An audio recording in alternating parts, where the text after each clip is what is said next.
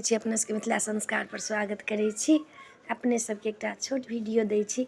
किया भानस नहीं करै छियै एहिमे तऽ नहीं बुझलियै। बच्चा जे छोट रहै छै तऽ बच्चा जे कानै छै तऽ माय गोदीमे लऽ कऽ बैस जाइ छथिन। तऽ बच्चाके माँ कहै छथिन, सास ननद कहै छथिन, देखै छियै एकर बेटा बड्ड सुख दै छै, अब कनलैए तऽ माय बैस गेलैए, काज नहीं करऽ पड़लैए। तऽ जितवाहन जे छथिन से सूर्यक पुत्र छथिन आ सभक बच्चा छथिन जे जिनका हमसब पूजा करै छियनि। ओ चाहै छथिन जे हमर व्रत हैत। हुनकर एकटा यूनिक व्रत छनि, ई व्रत अलग होइ छै, सब व्रतसँ हटिकऽ ई व्रत छै। अहाँसब देखियौ गहिकी नजरसँ तऽ ई सब व्रतसँ हटिकऽ व्रत छै। कैला तऽ श्राद्धमे ई व्रत होइ छै, श्रद्धा अनुसार दान करैके दिन छै। जतेक अहाँ दान पान करू, जतेक पितरके खुआउ, जतेक पितरके प्रसन्न करू, श्रद्धासँ श्राद्ध अहाँ दान पान करू। तऽ जितवाहन कहै छथिन हमर व्रत एहि श्राद्धमे होइए, एहिसँ अहाँ पितरके खुअबै छी, पितरके चूड़ा दही चढ़बै छी, पितरके दै छी, हमरा दै छी, एहिसँ हम बड्ड खुश होइ छी। अहाँके हम घरके जे छी से खून छी, चिराग छी, अहाँके हम जे छी जे है अपन खून अइ से जितवाहन छथिन, अपन खून छथिन जितवाहन। तऽ ओ कहै छथिन जे हमर जे व्रत करत साल भरिपर ओकरा काज नहीं करऽ पड़तै, चाहे हमर माय रहथुन, चाहे हमर काकी रहथुन, चाहे हमर दीदी रहथुन, चाहे हमर पीसी रहथुन, चाहे हमर मौसी रहथुन, चाहे हमर नानी रहथुन।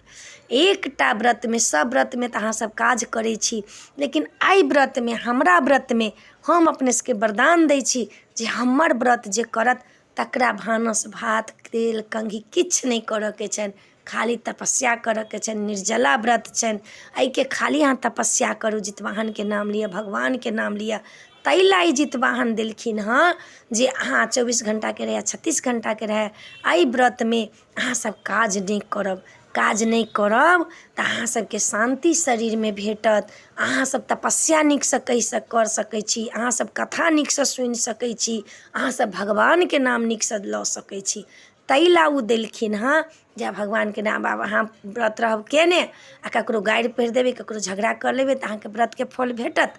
जहन जितवाहन काज करऽ ला नहीं कहैया तऽ अहाँ गारि किया पढ़बै, ककरो अशब्द बात किया कहबै, ककरोसँ झगड़ा किया कहबै। मीठ मीठ कमसँ कम जाबत तक व्रत करै छी तब तक मीठ भाषा बाजू, नीक बात बाजू, भगवानके नामसँ सम्बोधित करू, भगवानके नामसँ कहू प्यारसँ।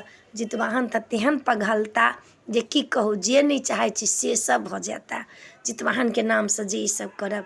तऽ एहि वीडियोमे अपने सबके इएह देलहुँ हँ जे किया अहाँ सब काज नहीं करै छै। तऽ जितवाहनके इच्छा छनि काज नहीं करऽके, सब्जी नहीं काटऽके, केश कंघी नहीं करऽके। तऽ अपने सबके एहि वीडियोमे इएह छलै। नीक लागत तऽ चैनलके सब्सक्राइब करब, लाइक करब, कहऽके नहीं बिसरब। आप पूरा वीडियो देखे जाब, आधा वीडियो देख कऽ छोड़ि दै छी से नहीं, पूरा वीडियो देखब। जय मिथिला, जय माता जी।